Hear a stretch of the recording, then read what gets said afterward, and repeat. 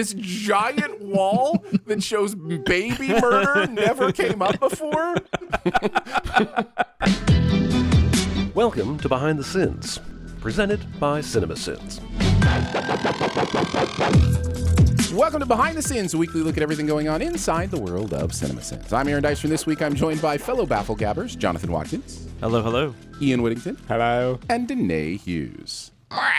We write for CinemaSins and TV Sins and do various other things inside the CinemaSins universe. Sorry. Including dinosaur impressions. As well. I thought we were going with cat there at the beginning, but that was dinosaur, wasn't it? That's not a cat either. That's better. Yeah. Maybe that's the Avatar dragon. The Banshee. Yeah. The Banshee. The Avatar dragon. I don't know. Listen, I haven't been to Avatar in a while. Then why have you got so many posters up everywhere and a little Of shrine Avatar? to the Navi Yeah, in the corner? little Navi shrine going on here. Keep whipping me with your tail. In real life, we're watching Moon Knight, and there's a creature that appeared and it makes this clicking noise. And now I'm hearing that sound everywhere. Yeah. So, Like, nope, no, you're not. Nope. Let's pretend you're not. All right. Well, we've got lots to talk about today, so we're going to get right into it. We've got a couple extra videos since we did the Q&A last week, and we had specific requests. Please don't skip the CinemaSins videos from that week, and so we are going to talk about those. We aren't going to talk about the extra TV Sins videos because they're kind of in the same realm as the ones we are talking about. So yeah, we'll just kind of go through it that way. But we'll get into it. So we can get into it, here's the SinSide Scoop. What's he building in there? Pay no attention to that man behind the curtain. This is a true story. We're going to take a look at the videos from the week, the process of sending them, and how we felt about the stuff we are sending. In general, we'll kick it off in Commercial Sins World with a Panera commercial, rightfully titled Chicken Sandwich, because it is about a chicken sandwich. listen. I love that you guys get to hear these stories because you don't know these things unless you listen to the show. But this is a great commercial. But my favorite part of it is Jeremy showing up in our work channel chat, having just watched this commercial completely enraged at what he had just witnessed. And he's like, I'm writing a commercial sin right now because this needs to be addressed. And then you're just kind of waiting to see what comes from it. And this is what comes from it. He was very upset about this sandwich. There are these views into the mind of Jeremy Scott. And this is one of them where it's like, he's just watching TV, just hanging out, as one does, and a commercial for a chicken sandwich comes on, and it is the worst thing he's ever seen in the world. And it is an injustice that must be righted, and he has the tools to do it. Despite it being one of the blandest commercials I've ever seen, it just enraged him. Yeah. I love that he came into Slack with that saying, I'm going to send this. And it was about like half an hour before someone replied saying, yeah, go for it. And he's like, I've already written it. It's done. I'm going to narrate it now. Oh, man. Well, Jonathan, we'll start with you. What are some of your thoughts on the Panera chicken sandwich stuff? I mean, it looked like a pretty tasty sandwich, but that could also Jeremy, you say that. That could also just be because I'm not eating like real bread and fried stuff anymore. Right, but it looked pretty tasty to me. I don't know. I hadn't asked him what specific about this irritated him, and I didn't know that I really got it from the video, but it was very funny. I loved just the question of Panera has chefs. I just thought that was. I think that was it. I think that was the main thing that Jeremy was like, how dare they sound like a fancy restaurant? You could feel his anger with, like, he has had so many Panera experiences based on this. The dirty place where all the coffee is, like how empty it is. Like, he's gone into many Panera in his day and been like really triggered by the experience. Yeah. This was like the funneling of his rage. I must just not have had a lot of Panera experiences, at least where I've gone in and sat down and all that kind of stuff. It's interesting to me, though, the chef thing it did, because that was something I never thought about until I watched like a documentary on McDonald's. And they were talking about how, like, at the corporate office or whatever, they have a chef. Like, they have a head chef that, like, works on, I would hope so. I'm not. Yeah, I mean, you would, but it's just not something you think about, right? And he probably gets paid more than just about any chef there is, Like, he's probably making, like, quite a bit of money there. But yeah, he creates whatever the concept is. They figure out what, and then they, they dish that out to the stores. Like, this is... they'll send out the frozen stuff or whatever, and then this is how I assume all fast food and chain restaurants do things of that sort. I know some have, like, a lot of sit-down places, I guess, have the chef there. But when you're dealing with places like Panera or McDonald's. And then you've got the Taco Bell chef who's just like, now let's try Captain Crunch in our tacos. Oh my goodness. Yeah. What else can I make that tastes like every single thing else in the restaurant? Here's another idea. Let's just not put their food in the bag. Then they never have to know what it tastes like. But my favorite part was just the fact that they had to say this is made with clean ingredients, which was really funny because when I was driving back from Florida on Sunday, or yesterday maybe, I went to a gas station and the restroom sign said clean restrooms. Thank you. And then I was like, like on the other side, is there a sign that says unclean restrooms? Like I've never seen the sign like that before, so it interested me. And then I watched this commercial and I was like, that's hilarious. But, it took Jonathan 3 days to get home because every once in a while there'd be a sign that said clean restrooms ahead. Yes. So he did. No. So he was like, okay, I got to do it. It took me a 2. But not because of that, because I didn't want to drive all night. But anyways, yes, those were my thoughts. Very funny. Danae, what about you? Have any other thoughts? Oh my gosh. Eat my ass. Eat my grass. Oh, my gas. Then my grass. Then eat a dick, a brick, a stick, and a trick. And I just thought that was wonderful because he just turned into Dr. Seuss, and I enjoyed this one immensely. Like, I think I've said everything else, just my enjoyment of, like, his rage of Panera. But that's one of my favorite ones because I did not expect the final sin to devolve into just vitriol. Yeah. Yes, just pure vitriol. I loved the special sauce's Nope sauce as a super taster. That meant a lot to me, and I appreciate that. Ian, what about you? Everything that's been said. I do not want some strange combo flavors that one of your coked up line cooks came up with after a night of sake bombs. It's so great. And I think that's the thing, is like, don't pretend that you have a team of chefs back there custom making this menu. Just give me my chicken sandwich. Yeah. I get excited by secret sauces, though. Like, I kind of dig them, but I don't know. I didn't know that was such a hot topic of discussion. Everyone's got to have one. Well, I'm just anti-sauce in general. Like, that's just you don't put a lot of condiments on your stuff. That's especially a sauce where I don't know what's in it. Like, I'm just like, but you can ask them what's in it. I mean, they'll not tell if it's you. a secret special sauce. They're not going to tell me. But they'll tell you what it tastes like. Like, they'll tell you like what it's similar to. But the Big Mac is Thousand Island dressing, right? Like, it has to be Thousand Island dressing. I've been told by millions of people, no, it's not. It's something, but it's like, well, it tastes just like Thousand Island dressing. Mayo, ketchup, and mustard, isn't it? That's all it really is, as far as I know. No, I think he's right. I think it is a dressing-based sauce. I can't remember how you make Thousand Island, but it is something similar to what Ian said. I don't think there's mustard, but there is something else. And it isn't, I guess, technically Thousand Island, but God, it tastes like it. So. All right, let's move into TV sins. Finishing up Squid Game with One Lucky Day. Cardoso Whittington script. Ian and Daniel writing on this one. So kick us off, Ian. What are some of your thoughts on the finale of Squid Game? Final Squid Game. Those are my thoughts.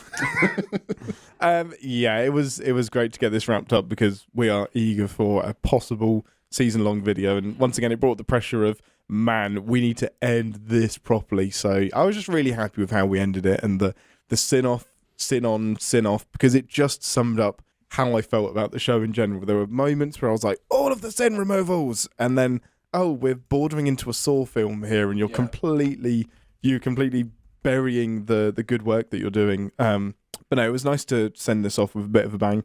I apologise to my team members. I have mentioned this sin many times, but the MVP of the entire Squid Game series is the Schrodinger's Sungwoo sin from Daniel. The fact that the camera work is trying to like pretend that Sungwoo isn't going to die. We all know he is. Is he? Isn't he? Is he going to die? Is he? Is he? Won't he?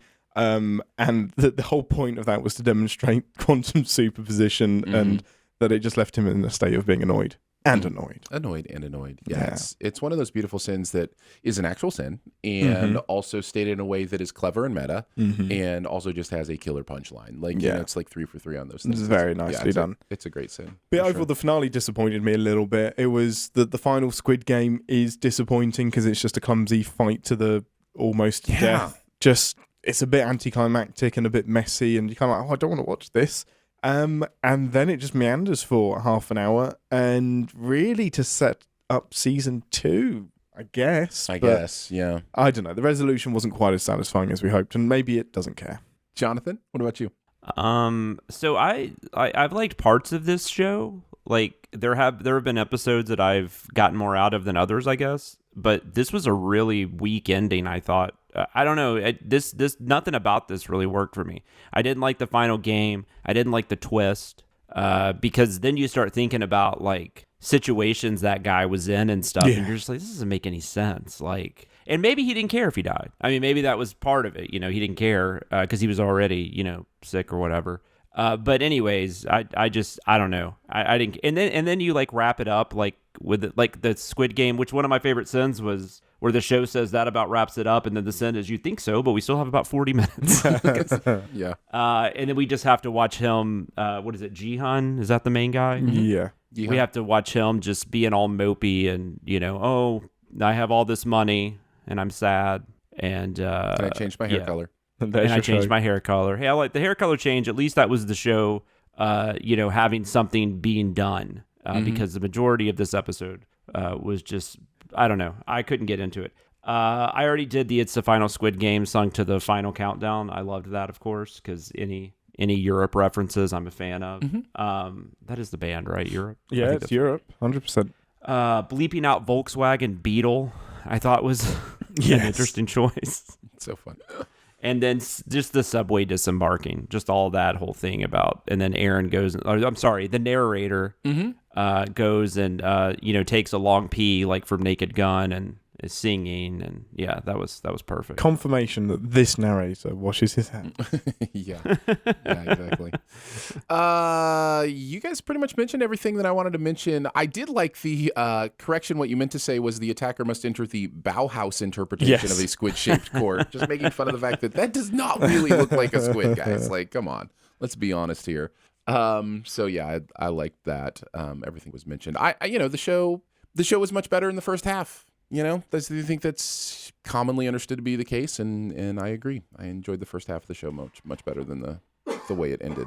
All right, speaking of the first of a show, let's go on to Moon Knight, the Goldfish Problem. This was a Dicer Whittington script. Ian and I writing on this one. Marvel bringing us Oscar Isaac and Ethan Hawke in Moon Knight. Ian, kick us off. What did you have to say about this one? Yeah, it sounds strange, but I love that Marvel is pulling in big names. I know that sounds really dumb because Marvel is huge, but Ethan Hawke and Oscar Isaac is insane. Like, on who a would TV pair show. them up? And on a freaking TV show, it's incredible. It's something that I love the swings that Marvel are going for. I mean, we're one step away from Daniel Day-Lewis and Meryl Streep starring in a Marvel TV show. Like, you know, it just kind of get to the point where it's hard to even call these TV shows anymore.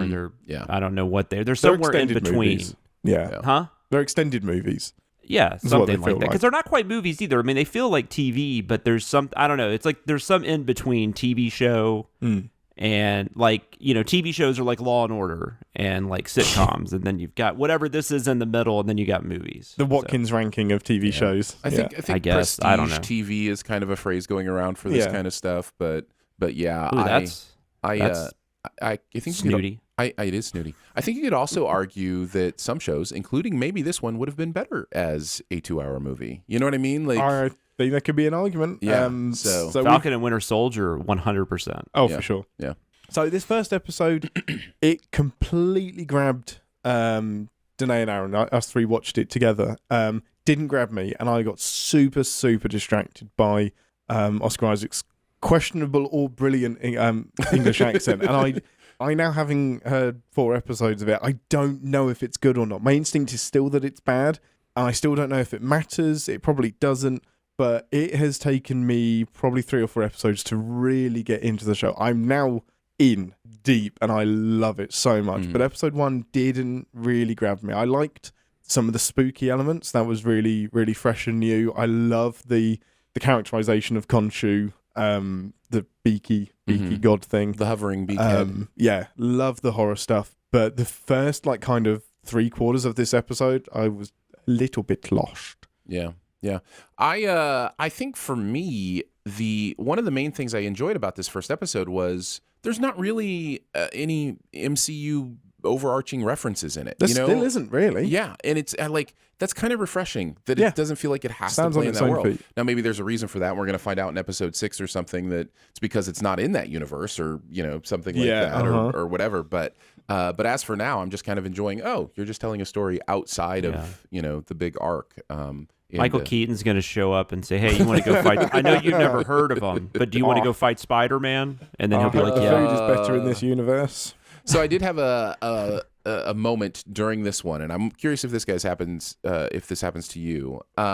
So sometimes you just have a tipping point where it's like, I'm just tired of this in TV and movies. I've seen this enough. I am tired of people getting a phone or a keyboard for a computer and hunt and pecking at it. It's happening a lot lately, It is happening so much. And it's like, what is this supposed to be saying about the characters? Just that they're awkward, that they don't know how to use technology, and why is it so he picks up the phone and he starts stabbing at it. I'm just like, I don't know. So this was the one for me. I'm just like, I'm done. No more hunt and pecking. But the problem is when Hawkeye does it properly, we send them for not actually typing the right numbers. Yeah, that's true. Well, that is the audacity of showing the screen when it's that wrong. Yes. Like, why do you cut to that when it's that wrong? Crop it out. Anyhow. Danae, did you have words about Moon Knight? Oh my gosh, yes. So many words. Yeah. And there they are. Done. No, I'm kidding.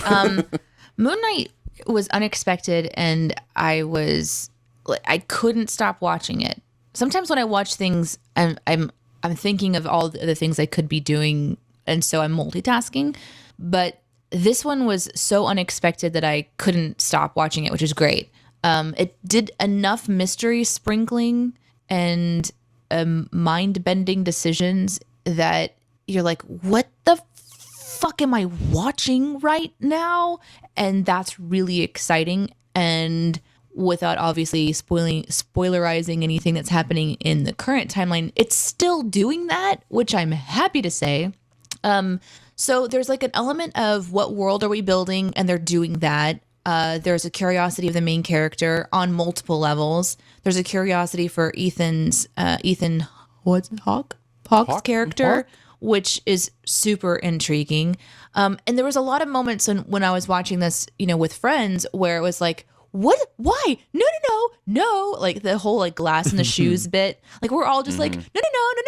And we're really talking to the screen and enjoying what's happening. And I really had a good time because this one did so many things differently, bravely so in storytelling, in my opinion.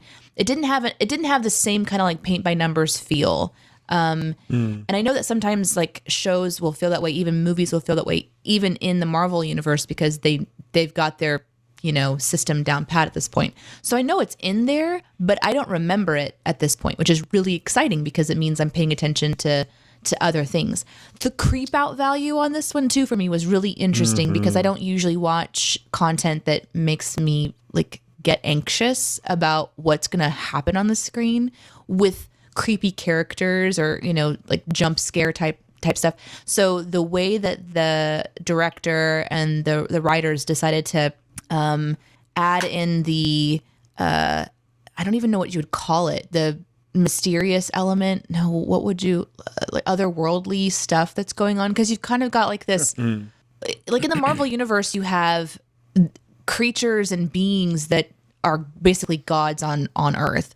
And so this series is introducing a whole new element of that on Earth. So the supernatural, that's what I couldn't think of. The supernatural element to this and the way that they sort of paint that in just lightly, almost in the background, was really smart for me because you're doing so much in episode 1. You're introducing your main character, you're introducing the world, you're introducing the mystery, you're introducing the bad guy, and you're introducing the supernatural element. And I think sometimes it can feel really heavy-handed, but in this case, it was just like little glimpses in the mirror in the background, and then we get closer, and I just like, blah, and that kind of continues throughout the series for me. But yeah, I was in for it. Nice. Jonathan, your thoughts? I mean, plot magnets. How do they work? I'm enjoying this so far. I've seen the first 2 episodes. I don't know if I think I've mentioned my like just fascination with Egyptian culture and things like that. So like anything, if you're throwing in like Egyptian gods and magic and just all that shit, I'm down. Like it's gonna be hard to like keep me away. So that part of it I really like. I also like how Khonshu looks like a Scooby-Doo monster and sounds like Venom. There's a massive Venom vibe to it. God, cut off his esophagus. Mm-hmm. Yeah. But I actually even like that. Like I mean, you kind of want to make fun of it, but also at the same time, I don't know. There's something charming about like the look of all the villains and stuff. Yeah. Or like even the maybe this is in the second episode, but even like the jackals. No, there's a jackal in this one that attacks in the That's right, in the museum. Mm-hmm. The Moon Knight of the museum. Never have I seen Aaron so disappointed that the internet came up with a joke at the same time as him. Yeah. I love. We need a commercial with Oscar Isaacs in it, so we can have all three narrators be thirsty. Yeah, for Oscar Isaacs. Yes. And now that I say that, we might have even done no. I'm thinking of Loki. I'm thinking of that dude. We did a commercial of his, but yeah, I like that everybody's just super thirsty for Oscar Isaacs and well deserved. I want to bounce off your point about the Khonshu kind of character and how it looks. F. Murray Abraham, by the way, I think. How it looks a little bit like Scooby-Doo-ish. I really enjoyed that. I actually talked about that, I think, after watching episode 2, that I felt like their design of the darker character is a really, really good balance of nightmare, but also just calm enough that like kids can still watch this, or like older kids can watch it. The first episode, the way that this character is shot, and it's really alarming. But then as you see Khonshu again or closer up, and the conversations between Mark and / Steven, whoever is talking with Khonshu, there's like a way that there's like a relationship that you're learning about, and the way that the camera angles are shot, it becomes something that you're just looking at like, whoa, that's really cool and more person. But it's just really smartly done because it's not too much horror and it's not too much like goofiness. Yeah. It's like well, you could say this is too much goofiness, but it reminds me of like later era Freddy Krueger, where he was mostly just like telling jokes and like I don't know the reference, but that's hilarious because you're from the Nightmare on Elm Street movies. Like he just had a bunch of one-liners and stuff. Like he starts off in the series like really creepy and really scary, and then by the end of it, they're selling like toys with his with a child murderer's burnt face on it. I think you're right though, because I think there is supposed to be some levity in this. It's like Shazam, I think, is a great example of a movie that didn't do that well, where it was supposed to be funny, but then the creatures were terrifying. Like they were I think they went a little too dark. And I'm not knocking that movie. That's a perfectly fine movie, but I remember a lot of people complaining about that. No, you're right about the creatures. And rightfully Shazam. so. Yeah, totally. Yeah. So no, I think that's a good point, Danae. I think it's a very good point. I hadn't thought about that. And then just the Final Destination reference I just love the way that was worded about. I think I remember this was in a movie, but I just don't know what the Final Destination is for all these ripoffs. That's so good. All right, let's move into CinemaSins. We've got 4 to go over, so we will keep it tight, but wanted to make sure and hit the ones that you wanted to hear. So The Eternals was a couple weeks ago. That's an Atkinson Whittington script. Speaking of Marvel, Ian, you wrote on this. How did you find this experience? Give us some behind the scenes. Yeah, I was looking forward to doing this because the film is just... I was one of the few people looking forward to it because the trailer actually had me pretty excited. I like the idea of it was a big swing going for all of these heroes at once, but it turns out it was a really big swing going for all of these heroes at once. So I was really excited, and doing big Marvel films or doing any film with Chris is really, really fun. Everyone is very detailed, but he absolutely loves the dig into what is the plan, what is going wrong here, what's inconsistent, and when you get a little note that says, fuck yeah, this is dumb, it's a great feeling. But yeah, I didn't like the movie. It would be fine if it was an hour shorter, but it's just trying to pack in 3,000 million years of build-up and backstory. just trying to do far too much. And I think this has the record for like the most amount of movie references in a Sins video in a long time. We had like one or two, and we would reference, why does the monster from Annihilation do this, or why does the bug from the end of X-Men do that? And it just kind of snowballed, and I think I counted up, and we had about 36 movie references altogether. I was like, is this too many, Chris? And he's like, nope, at this point, it's the joke. Yeah. Which is great. I love the difference between Chris and Danae, because if you were writing that script with Danae, she'd be like, all right, we're stopping at 7. Get it out. I don't like the references. Jonathan, why don't you continue with some thoughts? I will say I did not watch this video, or I thought just the writers were going to talk about these, so I forgot to, or I just didn't watch the videos for this. No. I think I had actually mentioned that, so my apologies. I did review the script, so I do remember the script was very good. I just can't think of any specific sense. Also, is this our longest video that we've ever? It is up there. Yeah, it's long. It's a long video. It's close to 30 25 minutes, right? Yeah, it's almost a half hour long. Yeah. But clearly length doesn't matter because it's doing very well. So it's good to know that size doesn't matter. Yep. No, this was a great script, and it was. I don't even think I had like. I don't think I even had a note, like, unless there was like just a grammatical thing or something. I think I was just like, no, this is perfect. Go on with yourself. Yeah. Go on. Carry on with yourself. I think the most amount of time we spent was in when we're in space, and what's the name of the big god face thing? Khonshu? Oh god, not Khonshu. Khonshu. Amersham, whatever it is. Yeah, that sounds right. Just how much time we spent in there, where it is just, I'm going to read Marvel's Bible to you, and we just spent so much time in there saying, well, this plan is dumb. Also, Thanos. All of this is dumb. Like, stop it. But it's so fun, like, breaking down someone's world. Movie, I didn't mention. I think I talked about this in when we were doing Beyond the Sins or whatever it was we called that segment. Also, I've already forgotten this segment. It was like 3 episodes ago. But I did not like this movie at all. Like I legit didn't like this movie. Like I couldn't even like when I'm watching comic book movies sometimes, just because I'm a fan of comic books, I can kind of come up with reasons why maybe it's okay. But like no, I couldn't find any. It's the plan is so bad. Like nothing about the gods nothing about them makes sense. Like they can't help people, but they can invent stuff that alters the fabric of time. And I have no like reference point because I didn't watch this movie, but I did watch the Sins video. And what I like about doing that, I know fans do that too, where it's like, I don't want to watch the movie, but I kind of want to know what happened. So you're sort of watching the abbreviated version through the lens of somebody who's kind of nitpicking it apart. I really did pick up on that too. Whether we're sinning it or not, there was so many references to things. And I think that's something that Marvel obviously has been working like a decades of doing, is like introducing us to a character and then building that character into something else so that by the time we get to a huge, material, but that's what's mind-boggling is it is the same people. Like, it's like, I don't know. It's almost like an experiment in storytelling. Let's just try this and see what happens. Let's just throw it all at them and see what happens.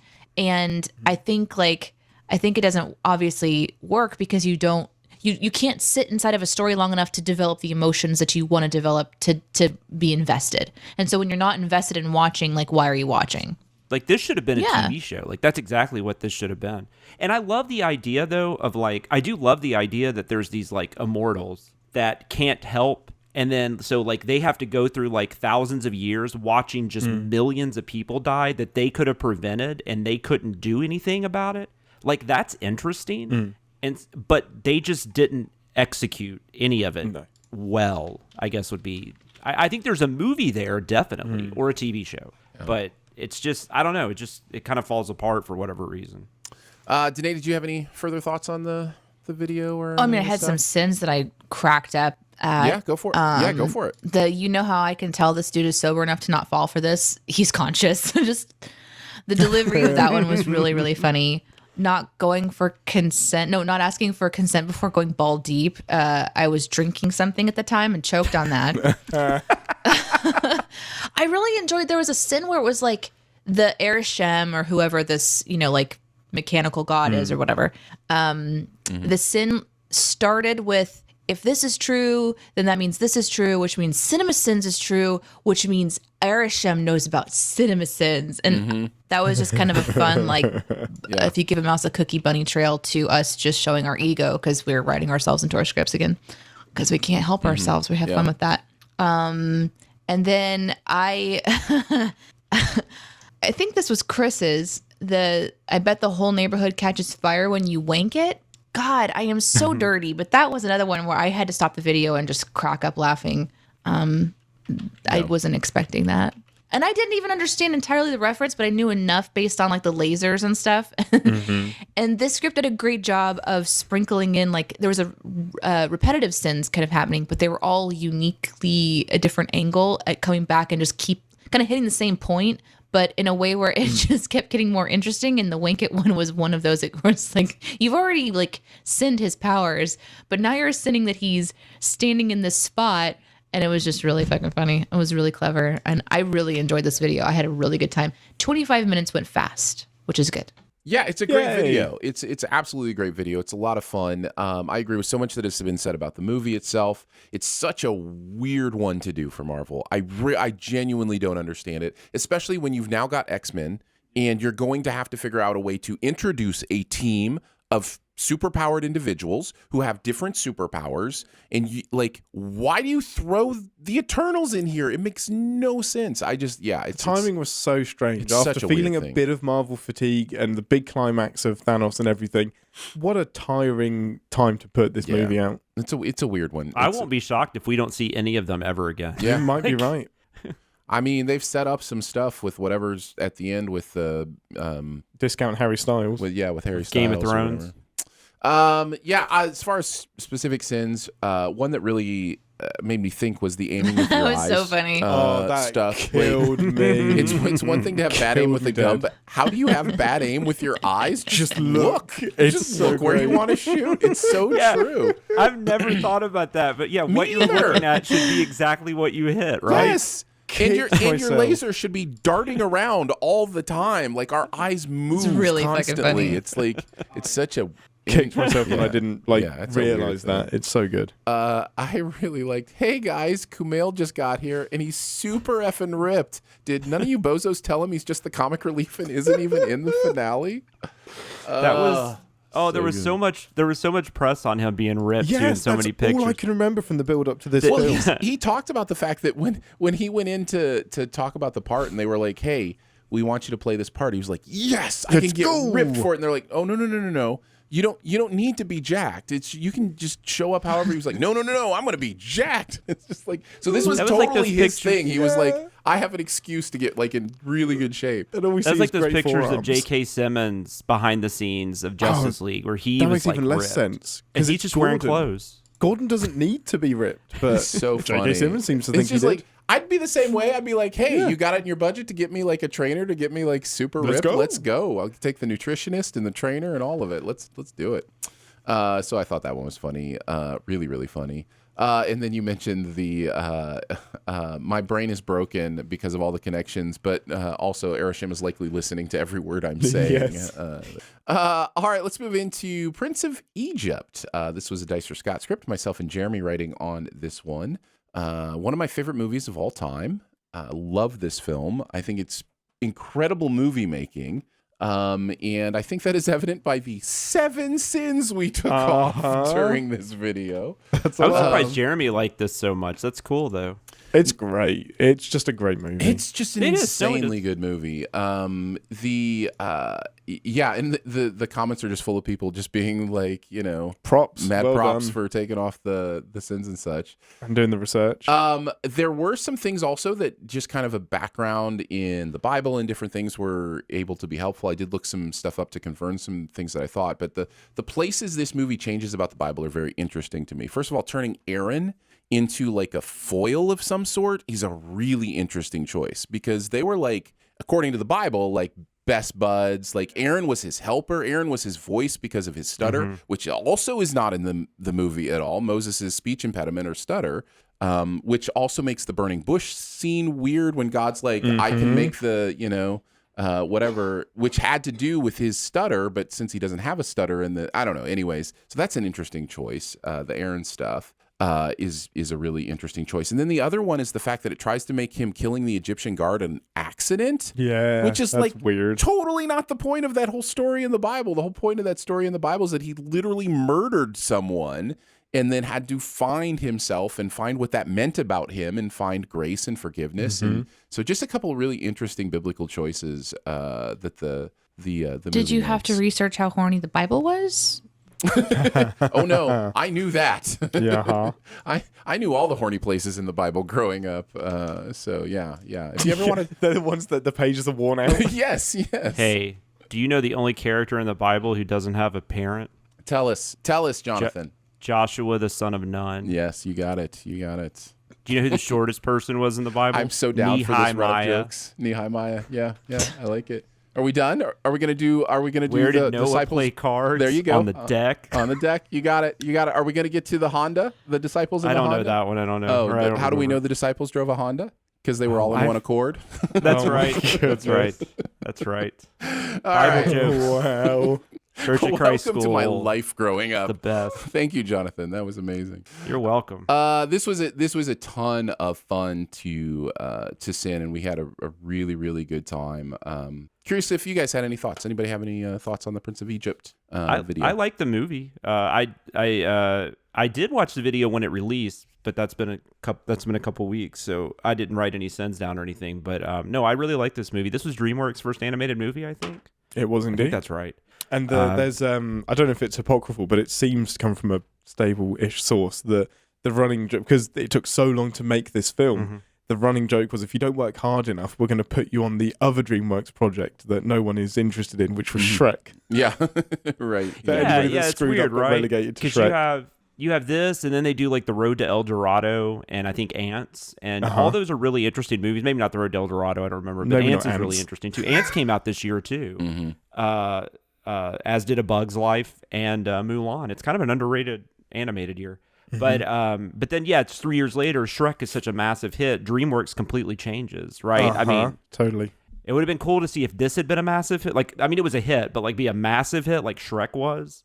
Maybe we get a completely different DreamWorks. It's interesting to think about that whole Katzenberg thing, because he was definitely the part of Disney that was like, let's get more edgy, and then to go to DreamWorks and to be able to do Shrek. Like there's a story about Toy Story, when Toy Story was in development at Disney, that he completely changed the Woody character to like this real edgy, almost more of a jerk kind of character. And so they did it because they were kind of listening to notes from the studio and stuff, and it just didn't work. And so it's really interesting to see him then go, okay, I'm going to go over to this SKG thing, this DreamWorks thing, and then you can see it in Shrek and a lot of the other stuff, just kind of that sharpness. Grouchiness. Well, he brought a ton of people with him from Disney, didn't he? Yep. Any other thoughts on Prince of Egypt? Super duper drama. I've never seen this, but I'm obviously familiar with the stories. I thought that you guys did a really good job of things. Like, one of my favorite sins that you found was how was it Ram? I don't remember the characters, but like grown up Moses goes back and talks to Ramses, and they're having a conversation, and like in the background is the mural that he was shocked to find, and that's like their hangout place. It's like, you guys hung out here all the time, and somehow this giant wall that shows baby murder never came up before. I love that so much, just because there's something about picking apart the story itself and how it's not true to like the source material. That's one thing, but then there's decisions that they make in their storytelling, and it's dramatic and it makes sense because it's impactful, and you want the audience to remember that this is there, but then just that you could like go into that world and be like, wait a second. So that was one of my favorite things that you guys found. But there was so many sins that cracked me up. Like, the cast is all white to me. I loved. Oh, it's so good.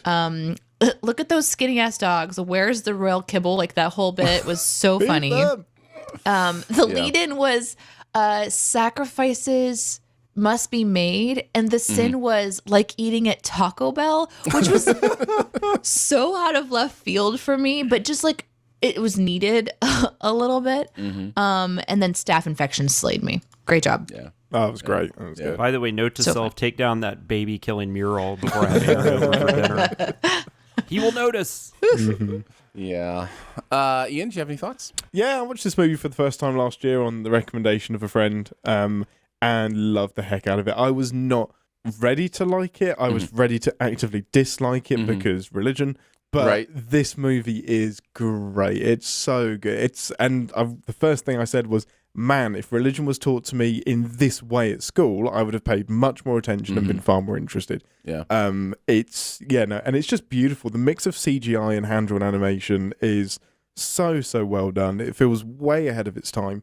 The cast is, yes, very white, but ridiculous. Like, the money they put into the cast is unbelievable. And it's just great. And you can just absolutely tell that you and Jeremy cheated by being raised with so much knowledge in making this video. It's not fair that hours of research that us normies have to put into stuff, and you guys just have it baked into your head from birth. Us normies. All of the sins have been mentioned, but the convenient sheep. Wow, this movie has way too much story to tell to be bleating around the bush. Listen, sometimes the universe provides, and I am the receptacle. Your mind, man. Your mind. The receptacle. I'm just so good. You're like, I am just a conduit. This is the Lord working through me. No, there are some like that. And the bleeding around the bush was just one it's right there. It's right there. It's just right there. God wanted you to have that joke. Yes. That's right. He was like, deliver us. No. Deliver us from sin. Wait. That's right. All right, let's move into Pineapple Express. This was a Scott Whittington script. Jeremy and Ian writing on this one. Ian, tell us about your Pineapple Express experience. Very similar to The Prince of Egypt. I was going into this film ready to not like it. They both have the same amount of pot jokes, right? Absolutely. Sure. Just one's clay pots and the others. Yeah, that's true. You benefit watching them intoxicated as well, which helps. And I don't really like Seth Rogen at all. I don't like Judd Apatow. There is nothing about this movie I should have liked, and yet freaking loved it. And yet here we are. I was 10 minutes in. I was sat next to Aaron, and I just kept laughing, and he was like, "You good?" And I'm like, "This movie's hilarious. Like, why? Am I broken? Is there something wrong with it?" He's like, "No, this movie is good." I was like, "Oh, thank God." No, it's really funny. America really hasn't broken me.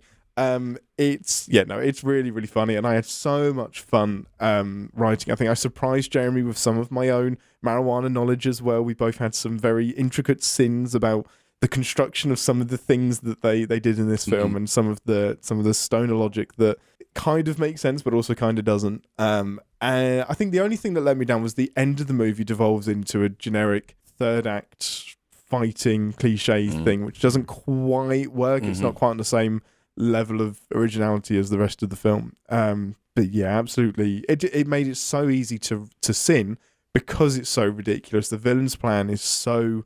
It lands on so much convenience. The guy has to... Well, first of all, Seth Rogen has to be at the house when the murder happens.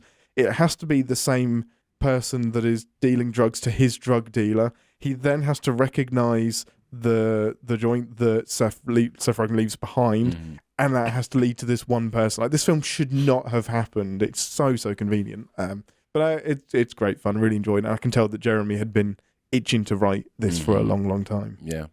Jonathan, any thoughts? Yeah, I actually I agree with Ian on everything, except I actually like the last part too. And the reason is because I like these movies that like Scream, I've mentioned in the past. I like these movies that both poke fun at something and then actually become like a pretty damn good example of that thing they're poking fun at. That. And I kind of, but if you don't think it becomes a good example of that, then obviously, I don't think it works completely. But I see the effort. Yeah. So that's kind of, but I think it is a little uneven in some parts. But no, I'm with you. I don't care much for James Franco. I don't care much for Seth Rogen. I don't care much for James Franco. I've never been a huge what's the Danny McBride. I mean, yeah. I don't. I mean, even Craig Robinson. I mean, I don't. None of them stand out to me when I'm like, oh, I got to go see a movie because these people are in it. But somehow when they're all together, it just worked. Somehow. This is Greg Mottola too, right? This is who directed this? Oh no, David Gordon Green directed this, which is also interesting because I think this was his first big studio film. I think because I feel like all I knew from him before this was Snow Angels and George Washington and stuff like that. But no, it's a really fun movie, and you guys, and these are always I'm always interested to how the sins are going to be approached on a movie like this that is not taking itself that seriously. Yeah. And you guys did a great job. I loved how you acknowledged the blowjob expression Bill Hader is making, and you said it was inappropriate because he holds it that far away from his mouth. I thought the specificity of that was very funny. I like just sending changing clothes in your car. I don't know why, but that just made me laugh. And then I just loved it. Look at all the fucking corn.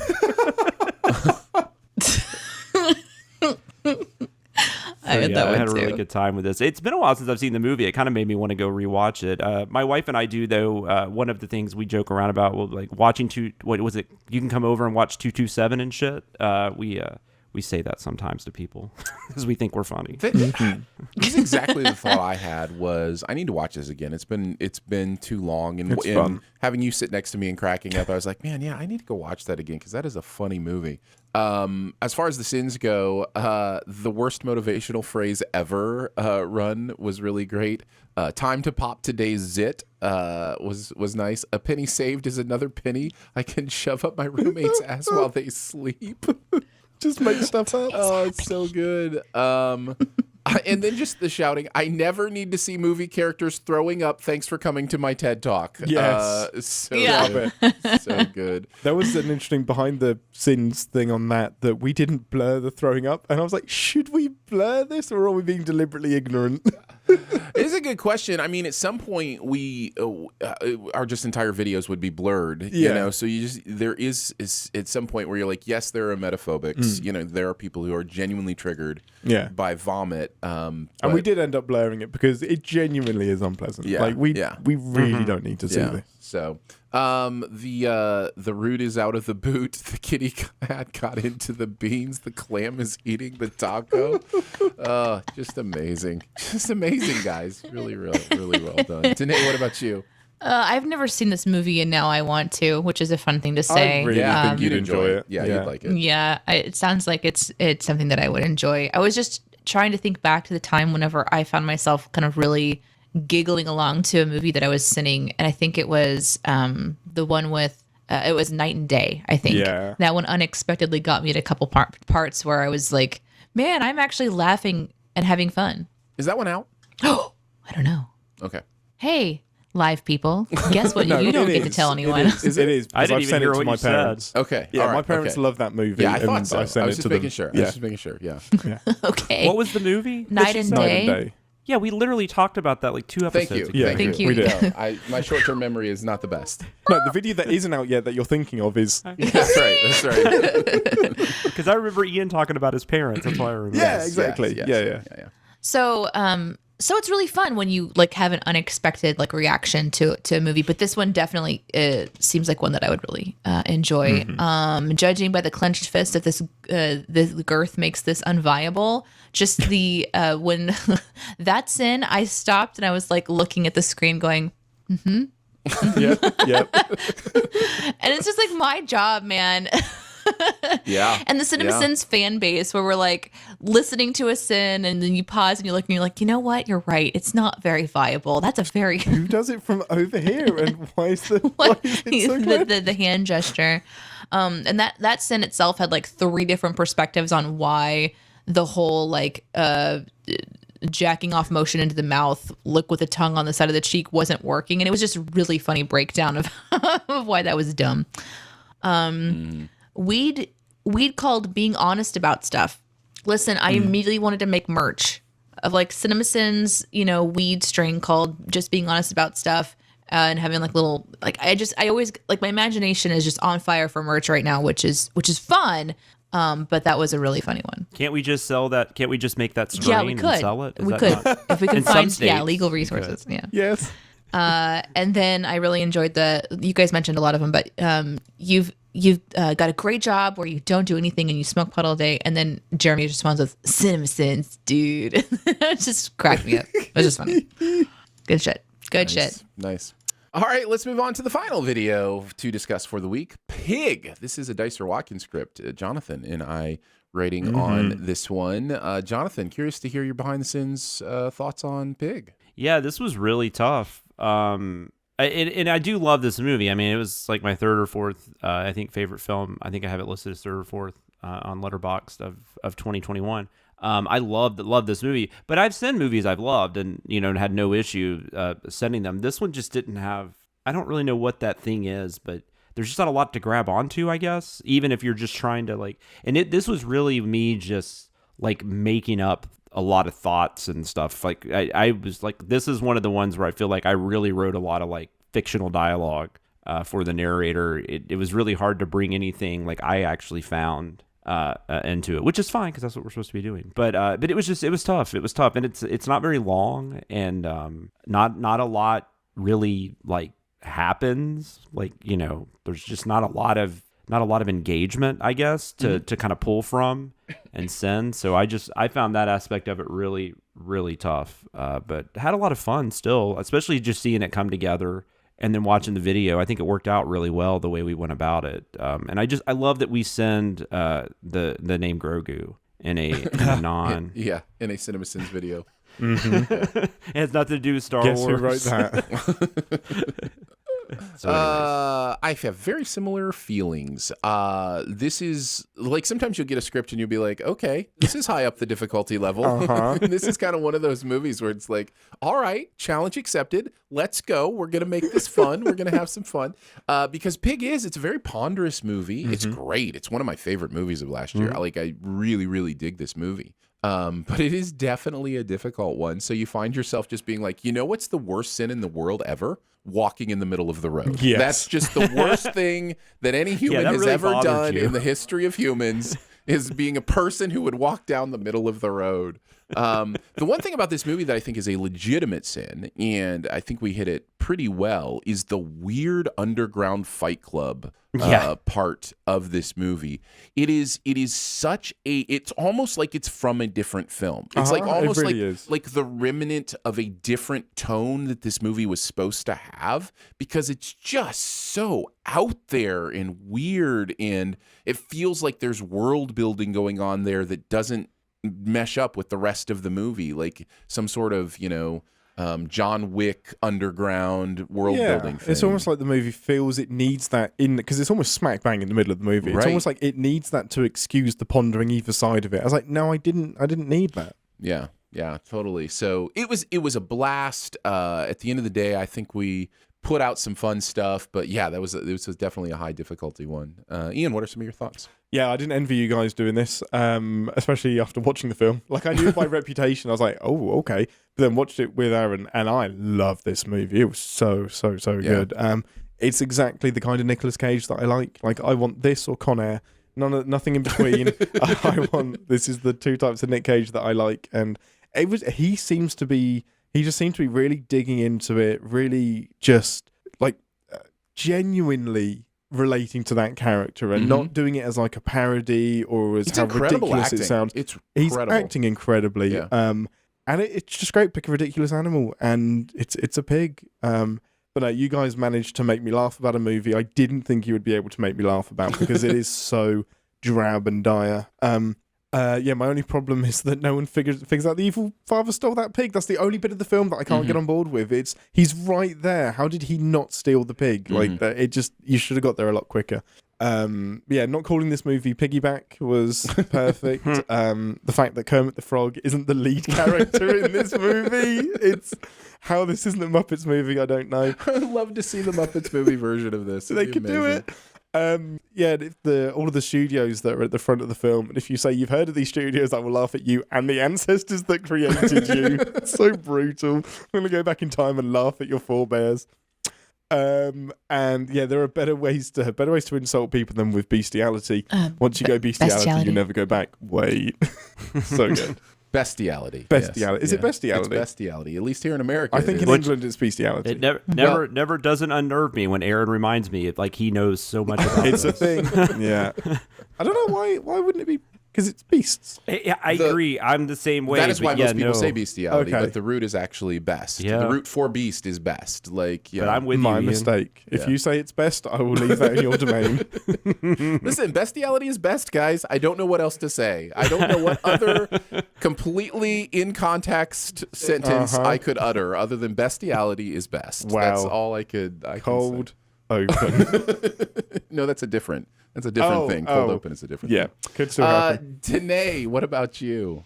Thoughts Well, on I don't Pig? even know what happened. I started watching this video and I got confused. I wrote down like one or two sins. I'm like, oh, that's like that. And then I started watching it to try to figure out what was going on and did not pay attention as far as like You probably won't get you know, there. like I was like, I think what is happening right now.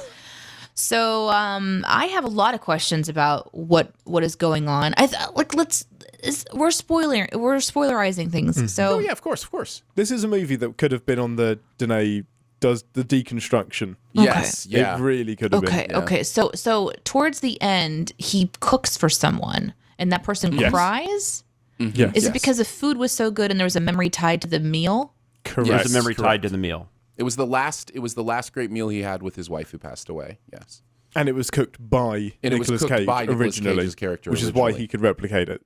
And did the guy kidnap his pig to have that meal, or was that just something that the guy that Nick Cage did No, to the get back pig- at him or help him? This is about the very highly the world of truffle hunting. Right. And Okay, I got that. Nicolas Cage has had what a lot of people thought to be the best truffle hunting pig. Right. So Who died? But it was about more than yeah. that too. But it was about more than that. This is a movie. I'll try not to get too it's deep. about a ton of things. Yeah. Well, it's the theme underlying everything is about loss and relationships and how loss impacts relationships.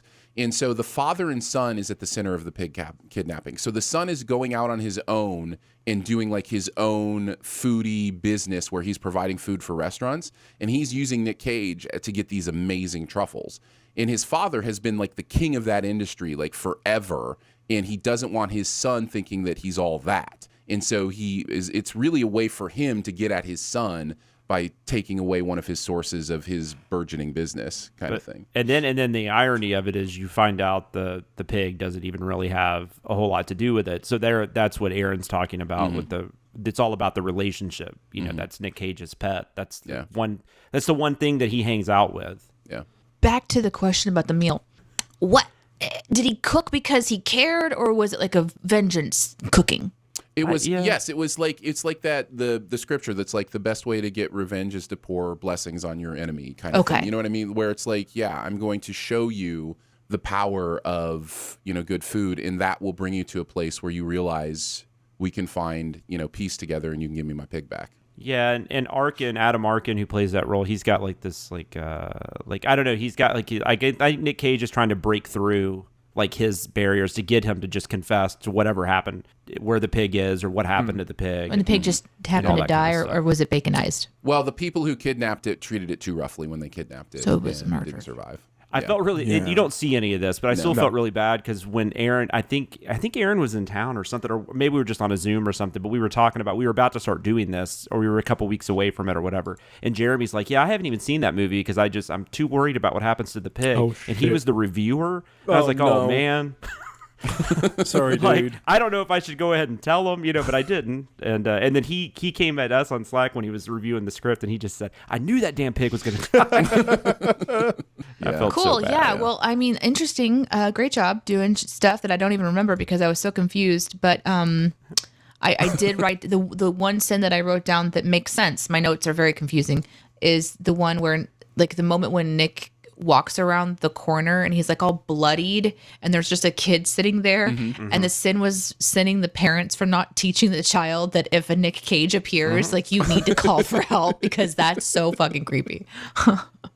That's a super weird scene. It is a weird sin, but I love the turn of it weird being like scene. that. One of the childhood things that you learn is never talk to a Nick Cage. Like specifically. No, yeah, that was great. That is such a weird. He goes. It's like his home, right? Like it's like where he used to live before he lost his wife. Again, this is a movie all about loss and how it impacts. Yeah, people. it is. Very sad. But the kid's just sitting out back playing a drum, and he just wanders into the backyard and starts having totally a conversation. Blood. Start having conversation. And the kid's not like, yes. Oh, that covered in blood thing, that drove me crazy. I mean, that's the whole point of it. It's supposed to be kind of like a John Wick kind. It's not like John Wick, because I hate when people say that, but it is in the sense that it's a man on a revenge mission, I guess, in a way. But it's a lot more. It's deeper. I guess it's deeper than it's a lot more. Yeah. It's the way it's told is different than it would be like in a standard action movie like Nobody or John Wick. But I think that was the scene too where I did the outtake from Rob Zombie's Halloween 2, where it's like, "Are you a giant?" Yeah. So that was fun. Yeah. All right, there you go. That's the stuff from last couple weeks. Let's move into the comment section. I want to know what you're thinking. I appreciate your honesty. You're a real straight shooter. You are the ones who are the ball lickers. We're going to pick a comment from last week's content in the various places that you reach out to us, Discord, YouTube, Reddit, etc. Who would like to go first? I'll go first. Do it, Danae. I think this was for the Pineapple Express one from Darby Smith, who said, "My man said, quote, the clam is eating the taco, unquote. And I immediately thought, the things my college girlfriend said when her best friend was over somehow made it into the script for CinemaSins." And I was like, Wow. Oh, we have permeated your mind. Thank you, Darby, for letting us know you're Chrissy. Oh, Yes, the college girlfriend. Yeah. Oh, Jonathan, what about you? I go to the comment sections usually a little like on edge, just normally, because I'm just assuming, the pig conversations in there were actually kind of interesting. Like, people were just basically coming there like, yeah, man, I really love this movie. This movie's just good. It was just a lot of comments like that. No one was saying we shouldn't have sent it or anything. Even it was just people just having conversations. That kind of like what I wish the YouTube comments were in a normal world. But like Munch Kimmy's 25 said, I watched this movie expecting a campy movie featuring Nick Cage. By the end, I was weeping from all the emotions this movie brought me. So yeah, Danae, sounds right up your alley. Perfect. Love emotion. Malik says, I came in with a mentality that this was going to be like Taken with a pig. On one hand, that was the worst choice because then the movie hits you with a semi-truck of emotion. But on the other hand, that was the best choice because then the movie hits you with a semi-truck of emotion. And just stuff like that. I just thought that was really cool. It was nice. Like, I ended up reading like a ton of comments just because it was interesting to see like all these conversations unfold. There was some annoying stuff in there, but for the most part, it was a lot of that. So I thought that was cool.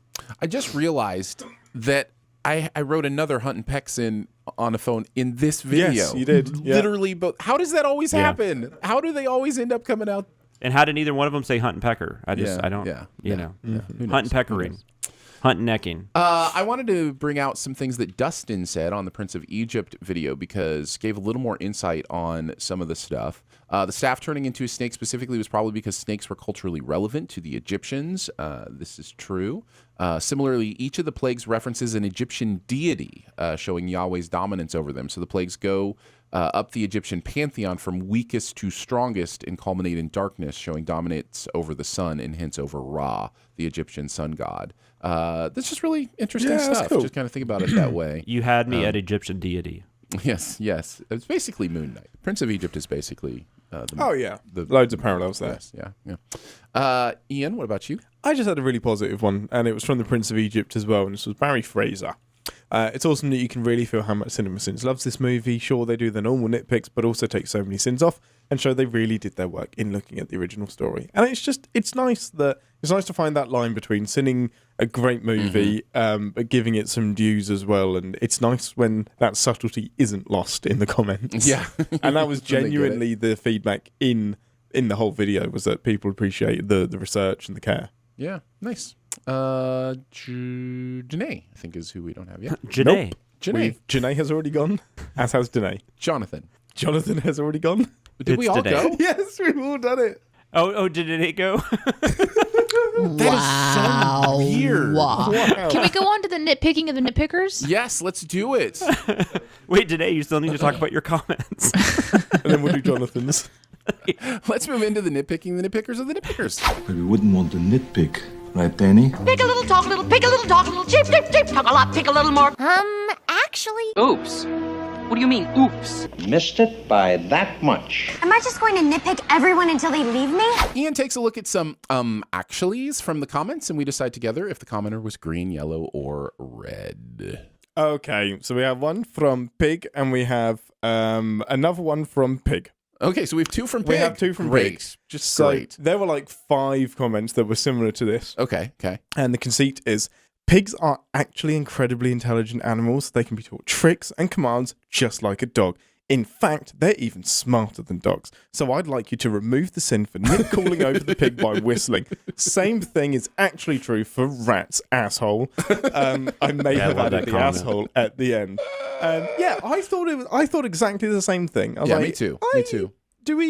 I'm sure pigs are trained to be whistled. This is all Jonathan's fault. No, it is. I think I tried to like. No, it totally is. I tried to look up some stuff and I couldn't really find anything specific, but my main point of that, maybe I should have changed the focus of the sin a little better. My main point of that is that movies treat all animals, like all pets, like they're dogs. And, like cats and stuff have, very different personalities than dogs do. So that was kind of more what I was thinking. But yeah, it came across more like I was just saying you can't whistle in a pig. I'm sure there's plenty of pigs out there that would come to a whistle, but yeah. So that's definitely a green. Yeah, sure. I think that's a green. That'll do, donkey. Yeah, that'll do. That'll do, pig. And then I'm with our. Now this is really interesting. Well, okay, I say that it's probably not, but. This is seeing Nick Cage walking down the road. Yeah. This comment says, I'm with our protagonist in the road. There's ample space to pass without being a jerk with the horn, and the dirt on the side of the road may be a lot rougher to walk on than you think. Jeremy. Where are the sidewalks? Rural road or not? Pedestrian and other access will not go undiscussed. Now, do you think... I'm actually with the commenter. However, he's standing on the wrong side of the road. He should be walking... as the traffic comes towards him. Yeah, that is correct. At least a very bright yellow. I mean, if it's not a red, because you can still walk on the side of the road. It's not. Why should I? It's not impossible. I mean, it depends. Okay, so it depends on how you want to look at it. If you want to look at it from the perspective of the other drivers, they should, no, it doesn't depend on the way you should look at it. It's terrible. It's a terrible choice all around. There's nothing about it that's safe. That's the thing. Like, even if you're another driver, like, are you supposed to be expected to come up over a hill and know there's some... always have but if you come up over a hill and there's somebody walking 50 miles per hour slower than you, like... Yeah, take the hill slower. Pedestrians have the right of way is referring to, like, crosswalks and stuff like that. Where there's actually... It's not just crosswalks. In England, anyway, it is legally... Well, listen. Pedestrians should always have the right of way. No, this is true. But I'm saying, you but don't there's get away not with killing a person with a car because no, you can't get away with killing a person. That's not what I meant. I'm just saying that law is more meant towards like where there are places where pedestrians and cars are both going to be walking and driving. But like if somebody walks middle across of the country an expressway road and they get killed, you're not going to get arrested. I mean, like, you're not going to get. No, probably not. But you probably should. Like, that's Maybe their not. bad choice to walk across an expressway. I guess so. And I think it's a bad choice to walk in the middle of the road. No, that's true. Danae, please bank me. I mean, you definitely. So, like, Ian, you wouldn't teach your kids to walk in the middle of the road. I mean, you wouldn't. I don't intend on having any to teach, just for that very reason, just in case. If you were to teach kids, survival of the fittest. Nice. Yeah, I'd go with red on that. Okay, so green for both. Nice. I'm surprised you didn't talk about the bloody hand in Moon Knight. That's all for this week. Thanks for listening, guys. Oh, was that an Ian sin? Not only was it an Ian sin, I brought it up in the comments when we were reviewing, and he was like, nope. And listen, in fairness, I went along with him. So wait, can we talk about this one? Because is that about how like the blood in the hand wasn't his own injury? It was because he bludgeoned people. Yes. Because I also thought that when I watched that, but I was like, well, maybe I got that wrong. You all did. Everybody got it wrong, apart from me. His argument that the reason that I decided to go with it is it looked like the wings of the scarab were like a piece of glass that had been stuck in his hand or something. And so eventually I was like, oh, I didn't see that. I wonder now, and I doubt it because I think we'd have seen it by now and we haven't. But I wonder if that scarab is also a weapon and like it will like because he passed out and then he woke up. They were all like it just like flew and like went in all like like Yondu's arrow or something. Yeah. Anyways. There you go. Yondu's arrow. Nitpicking the nitpickers of the nitpickers. Let's move on to the Sinpository. History became legend. The past is past. Let's look at some statistics. To the library! Careful, Chief. You dig up the past, all you get is dirty. We insert ourselves into the Sins repository, or Sinpository, if you will, as Jonathan probes the annals of sin history for video we can reassess in both individual parts and the whole. Jonathan, what is the video today that we will be reassessing? This is the and it's fitting, and this makes sense why they highlighted this video in the news in the newsletter, because this is another Nicolas Cage performance. Mm-hmm. One that maybe some would question is comparable. I would not, but I don't know. No, but this is 2006's Neil LaBute directed remake of The Wicker Man, which was a 70s British horror film. Yeah, it is. Directed by Robin Hardy, maybe. I'm sorry, I'm just going to get that wrong. But anyways, just stick with it. It's kind of like. I mean, I think it's kind of now more established as a classic horror film. I think most of my life it's been more of a cult following kind of thing, but I enjoy it. But I had never seen this. I'd never seen the remake because I'd heard so much bad stuff about it. And I'd heard people say it was so bad it was good, but like that never really interests me. So I just chose not to watch it, even though I love Nicolas Cage. So I watched it yesterday just so I could actually know what the hell I was talking about. I actually ended up purchasing it, as I mentioned to everybody on Slack, because there was only a $2 difference, and nice. I was just like, well, for $2 more, now I kind of want to pretend like my kid accidentally ordered it, so maybe I get my money back. But but anyways, so this was directed by Neil LaBute. This was in 2006. Neil LaBute, if anybody doesn't really know him now, he was late 90s. He made a couple of big independent films in The Company of Men and Your Friends and Neighbors, which I recommend checking out both of those. Then he got a couple of like modestly budgeted studio films, Nurse Betty and Possession. They didn't do very well. So I'm really confused as to why somebody was like, here's $40 million, do remake The Wicker Man. So bizarre. Yeah. But he did. Since then, maybe he's most well known. He did Lakeview Terrace.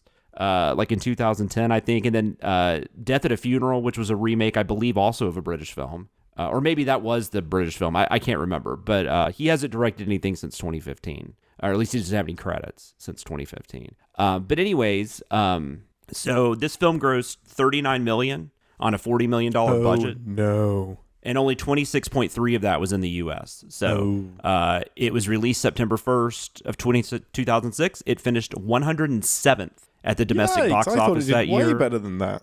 Wow. Yeah. That is a surprise. Slightly above the Rennie Harlan classic, The Covenant. And, that was a joke. And a little below the documentary An Inconvenient Truth.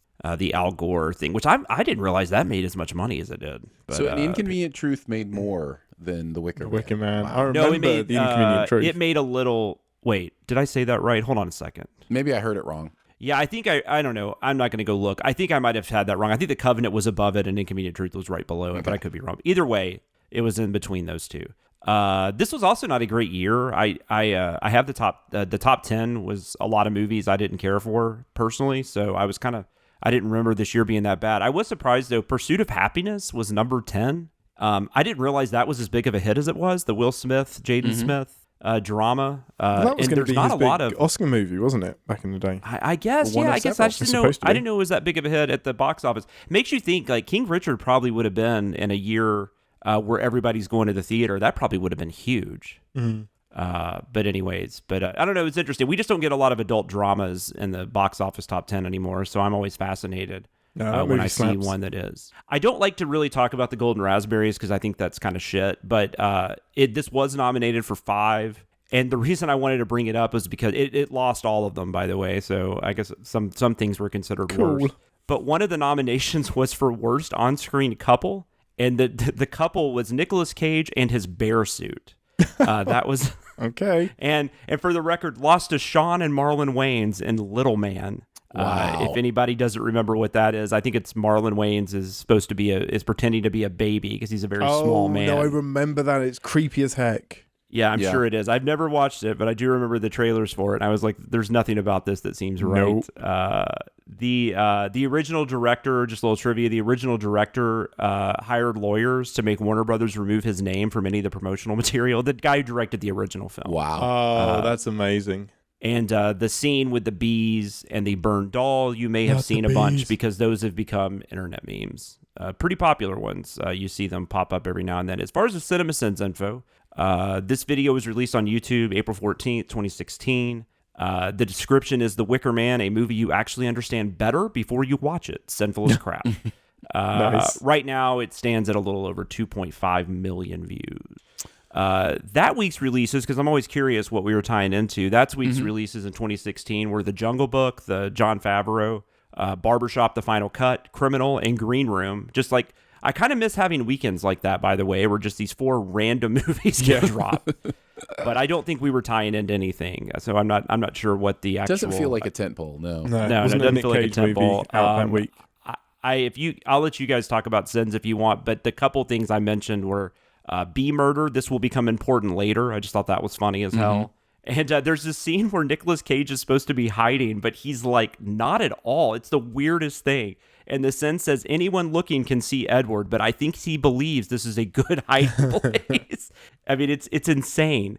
And then I read some of the comments. My favorite comment was, "You missed a sin." And the final shot when the burning head fell, it was clearly empty. Also, it's Cage in a cage. Cageception. Nice. That was from G5562, which that made me think of the Andy Samberg, what's that called, where he did the Weekend Update where he was Nicolas Cage. It was like, and he would talk to another actor. Yeah. And then that one time they actually had Nicolas Cage come on. Yeah. And I don't know. Anyway, sorry, that's a whole other thing. But it was. This was fun to revisit. Not so much fun to watch the movie, but it was definitely fun watching the Sins video. Yeah. Ian, any thoughts on going back to the Wicker Man video? I like the original movie. I dislike the new one. I forgot to watch the Sins video. Okay, fair enough. Danae, did you go back and watch the Wicker Man video? Have anything to change in it or say about it? I've never seen this movie before, and I also forgot to watch the Sins video. Okay, new segment going well, guys. Going well. Listen, we had so much content to watch this week. I was like, I knew I forgot something, and I got nothing. And we're all just getting back from vacations. Yeah, I thought the Sins video was amazing. Yes, me too, as I also forgot to go back and watch. Well, I'm glad I mentioned a couple of sins. Oh my goodness. It was just fair, I forgot to ask Chris and Jeremy if they remembered anything about it. We were all on the same email trail and clearly just thought Jonathan's got this. Right, Jonathan's got this segment. I totally forgot there was like our portion of this where we go like watch it and kind of hindsight and think about how it's different. That's the whole point. The whole point is we go back and watch it and we like look at this and go, would we rewrite this today? Wow, guys. I highly recommend watching it. It's a very funny video. Are we going to leave this in the final episode of our podcast? This is just the failure of our group. We can be the kind of people who own up to our what we need to do is be like, hey, if you want to rewrite a sin, oh, lovely podcast listeners, please do. We're going to be talking about old school Wicker Man. Let us know what you would do, and then we could just read theirs, for God's sakes. Right. Let's do that from now on. Right. If you could rewrite BTS as well and get us some new hosts, that'll be awesome. Yeah, I love the comments are just like, solid job, team. Solid job. Live audience is not impressed. I'm pretty sure I did what I was You did great. You are the MVP.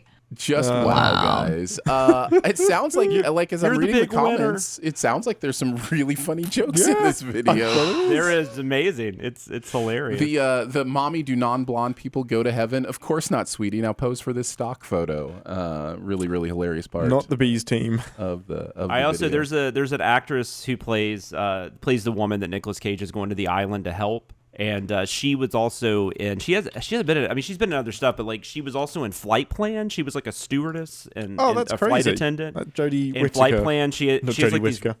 It was not Jodie Whittaker. Foster. Jodie Foster.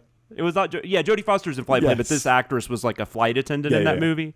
And there's a sin basically saying that because the whole reason he goes to the island is because he's looking for a missing child, and then that's also the thing for Flight Plan. So it says this actress in the 2000s was specifically in film where some way was looking for a child that no one else thinks exists. And they said, okay, well, flight plan's the only other one I can think of, but I still think that's a sin or something like that. Oh, yeah, the fact that two exist is wild. Yeah, and that same person is in them. It's crazy. It's crazy. Congratulations to all for all of us for just letting Jonathan down. No, you're fine. We're just figuring it out, guys. We are just figuring it out. I've known you guys for years now. There's other things that you let me down on. No, I'm just kidding.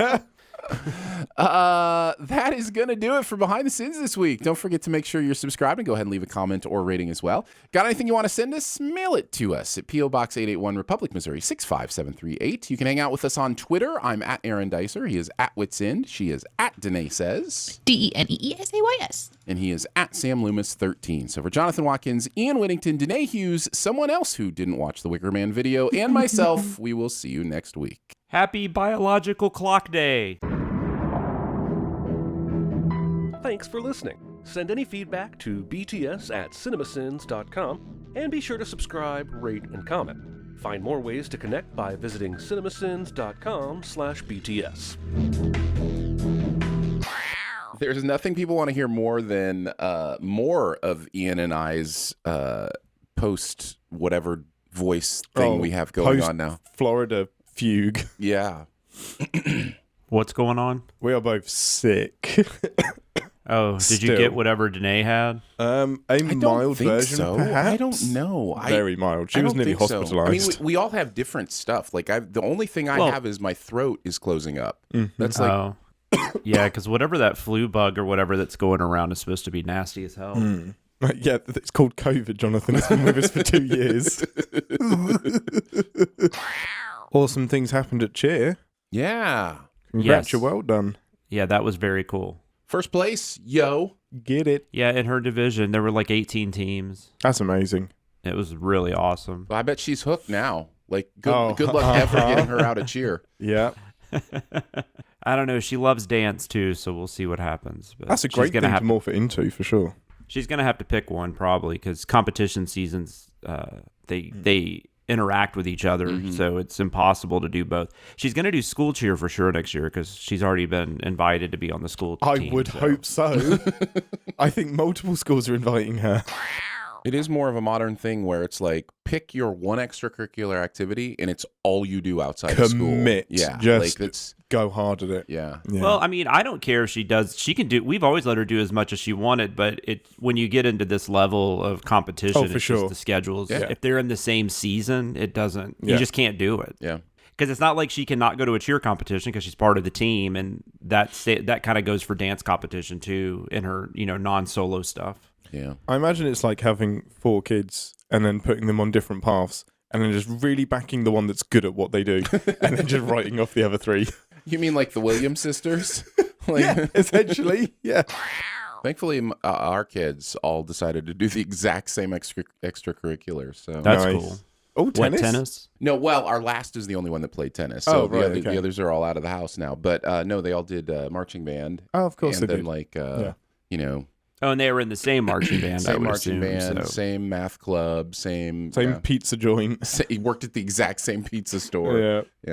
Yeah. It was like my oldest son didn't realize he was setting the course for all 3 of his younger brothers. No pressure. That's just Aaron optimizing things. That's right. I made it happen. Don't try something new. No, just this one. Learn from this one's mistakes.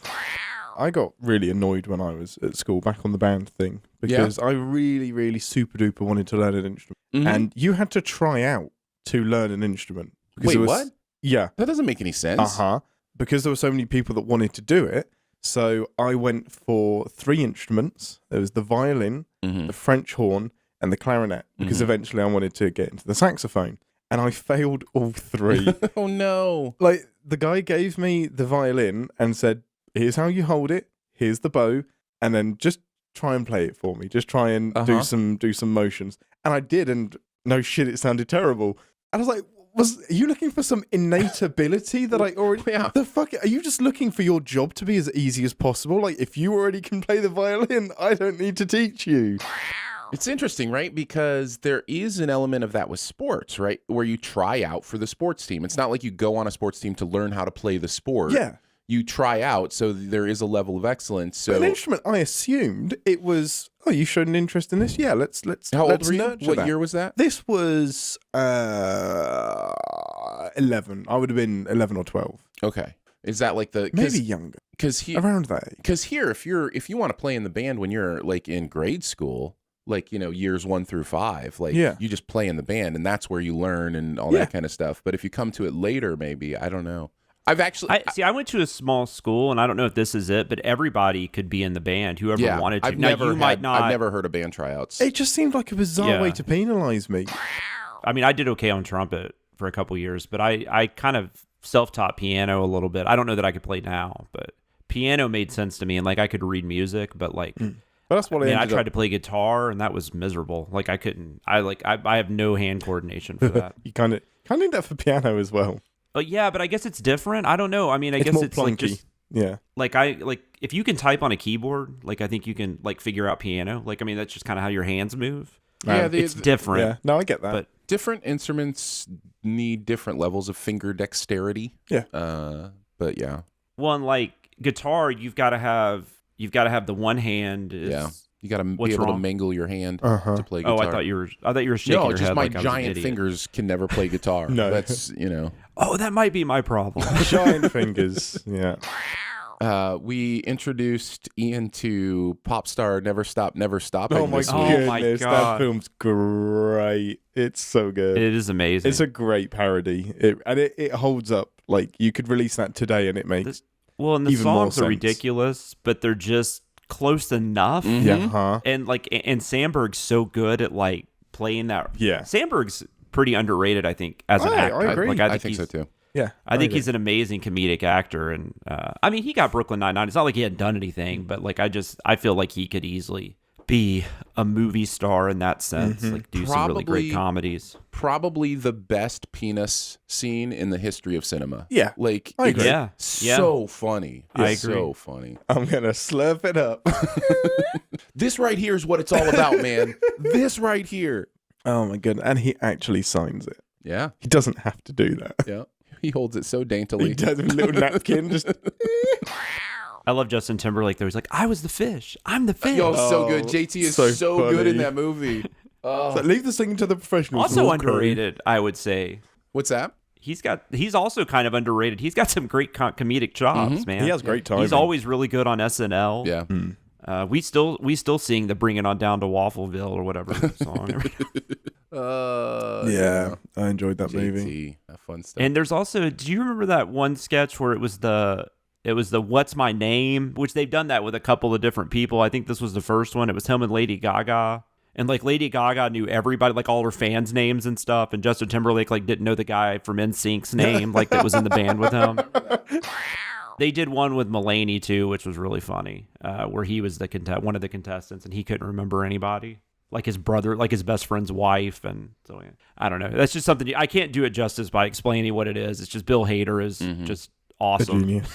He is funny. I vaguely do remember that. What's My Name? It's like a game show style, right? Where it's like yeah, and they like bring people out, and you have to guess who they are, and they like don't. I am your wife of 10 years. Yeah. Nice. And one was like a doorman, and it was like the name was Norman. It was like Norman the doorman. Like, it's right there, man. The one with Justin Timberlake, it was all of a sudden I can't remember the instinct. He's not. I mean, it's not one of the. It's the dark-haired guy. It's the one that Eminem actually. Oh, Chris Kirkpatrick. Mm-hmm. So I think that's his name. Yeah, sounds right. And like Chris I think like somebody was playing him. It wasn't actually him, but everybody who's talking this and that shit. Chris Kirkpatrick. Yep, there you go. I can't remember. I actually looked up what that was about because we send Bye Bye Bye, and I think we made a joke. We either did an outtake or we made a reference to it. But I remember I actually looked up what that line was about, and I can't remember now what it was. I think it was just. I mean, it was just a joke. I don't think he had an issue with Chris Kirkpatrick, but it's over. I don't remember. It's too old. Let go. It's over. Nobody listens to techno, so let's go. Just give me the signal. I didn't like his last album. I think that was the one I didn't like. I'm kind of like Star Trek Venom with Eminem. It's every other album seems to be good. Yeah, because the one with I'm Not Afraid, that was amazing. That's great. Recovery was pants, but Relapse was great. But a lot of Relapse was that Relapse then? Was I'm Not Afraid? Yeah, Which one was I think that? so. Because Relapse was a lot of it was apologizing for Recovery. Yeah. And it had the first song with him and Rihanna. Yes. Not Monster, but the other. That's why they call it Window Pane. Yes. I want you to leave through the window. Guess that's why they call it Window Pane. Not gonna stand there. So I have a question for the Englishman in the room. Yes. Something is pants. That means it's terrible. Correct. I have origin questions, and then I also have vulgarity questions. Is it at all vulgar to say something is pants? Like, is it rude or... No, sorry, me and Danae have had this discussion. Me and you have not. I have not had this discussion. No. It's not vulgar. Pants, I do not know the origin. That is a super colloquial one that is just everywhere. I don't think I've heard that. So you say like... It's pants. I guess. So you would say like you would just say that means bad? Yeah, like, this means bad. Yeah. It's a bit naff. Like that album was pants, or it was rubbish. It's like no, this is pants. My hair today is total pants. I don't know if you'd say you wouldn't say it like that. That's not right. It would be like, oh, that dinner was pants. It wasn't a good dinner. It was a bad meal. You would say total pants. No, it was totally pants. No, because you've Americanized it now. Awesome! Wow. The pants thing might be that. I mean, we call pants underwear, so not trousers. Oh, right. So it's closer to the anus. So it might just be that is pants. You call underwear pants. Like pants are referring to briefs. Pants are not trousers. You called so jeans. Trousers you just call them jeans, or you call them trousers? No, that's jeans or trousers. That's it. Yeah, that'll be it. Can I blow your mind, Jonathan? I'm going to blow Jonathan's mind here for a second. This is my favorite. As it's my mind, this is my favorite British factoid I've learned. Since Ian has Bring it here. On. In England, they do not have lemonade as you know it. As we know it. If you say lemonade in England, they will get you a Sprite or a 7-Up. 100%. That every is time. Lemonade. They do not have the beverage, the sugared lemon water beverage that we call lemonade in England. That blows my mind. It's just, how do you not have a drink called lemonade? No, we do have a drink called lemonade. I know. It's carbonated. 100% of the time it is carbonated. Well, that's lemon. I mean, that's more like lemon soda, right? I mean, that's what that is. It's lemonade. And I don't even know. It's not. That's why you have an Sprite. on it. Well, that's what I told him. I said Sprite's not lemon. That's lime, man. That's like... That's what I say. I thought Sprite and 7-Up were lime. It's called lemonade. If it is see-through and it is fizzy and it isn't sparkling water, it's lemonade. My favourite thing about coming here is that the things I thought I was going to shock you with aren't. Right, we know those things. I could things. never predict the things that are actually going to shock you, the mundane things that you just never see. Growing up in the South, man, lemonade's a big thing. So. Well, this genuinely surprised me in a lot of cartoons because one of the stereotypes is you'll have the kid at a stand selling glasses of lemonade. Yes. And I'm like, how are you carbonating that? Genuinely, like, how are you carbonating that? Like, you deserve more than 10 cents. Why are you for selling each it so glass? cheap? Like, this is amazing. incredible. Oh man. I am the very model of a modern major general of information, vegetable, animal, and mineral. I know the kings of England and like what the fuck's historical. In order alphabetical. Hey, you got to mix it up. The creator specifically didn't want the VeggieTales to be about Jesus. They wanted it to be more about just like biblical stories. About what? Is it biblical? Oh no, is that another one of your words you can't say? Biblical. There we go. And I couldn't say the other day. I was trying to say iron. I just said it weird again. I can't. IRON. I cannot. Iron? As in to iron something? It sounded fine. Yeah, it's fine. Great. No, Iron. No, it sounded ridiculous. Oh, I said it like iron. it's like a person's name. Like his name is Henry Iron or something. Jeremy Iron.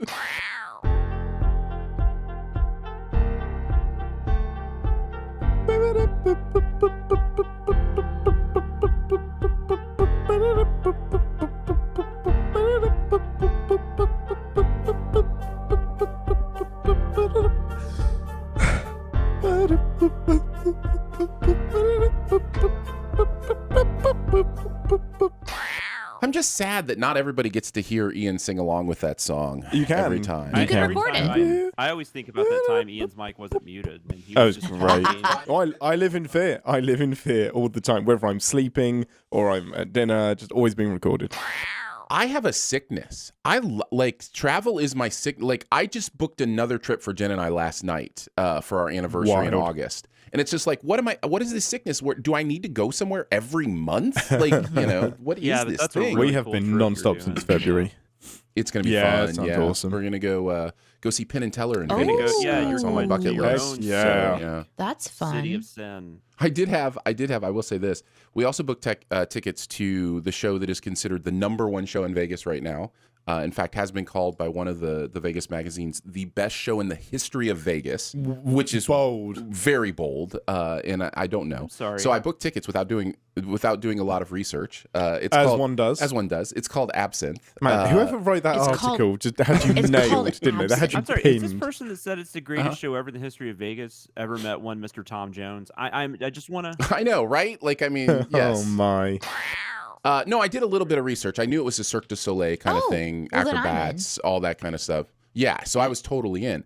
So we buy our tickets, and then I go do like a YouTube search. It is the raunchiest, filthiest, like I mean, like the crass. I almost said narrator. The host is super inappropriate and crass with the audience, all of a sudden I'm like, we have front row seats. We are going to get filleted. You're going to get thing penetrated. And I was like, Jen, I just need you to know, I may have made a terrible mistake here. And she's like, we'll go. We'll be okay. We'll survive it. That's we won't let it ruin amazing. our week. But, I bet you wish you hadn't invited your parents as well.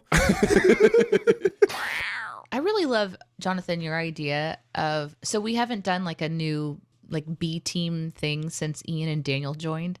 And I really love the idea of it being the Breakfast Club. I can't get over it.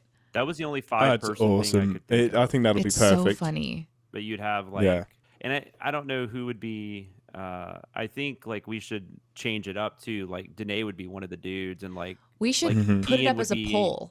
Molly Ringwald laying in. Oh the front. heck yeah! Yeah, I want to be Discount Bob. No, I'm totally Molly Ringwald. We all know I'm Molly Ringwald. And then Danae sent her email, and it made me look like a dick. So I was like, well, shit. How many times a week does that happen to all of us? I cannot believe all three of us just totally spaced on that. That's amazing. Jonathan's got it. He has the segment down. I'm checking out. I watched the entire movie. That's right. That is right. That is true. We didn't even watch the Sins video. He literally bought the movie and watched the entire film for the segment. And we're just like, can't be bothered to just go watch the Sins video. I'm so happy now. That's so funny.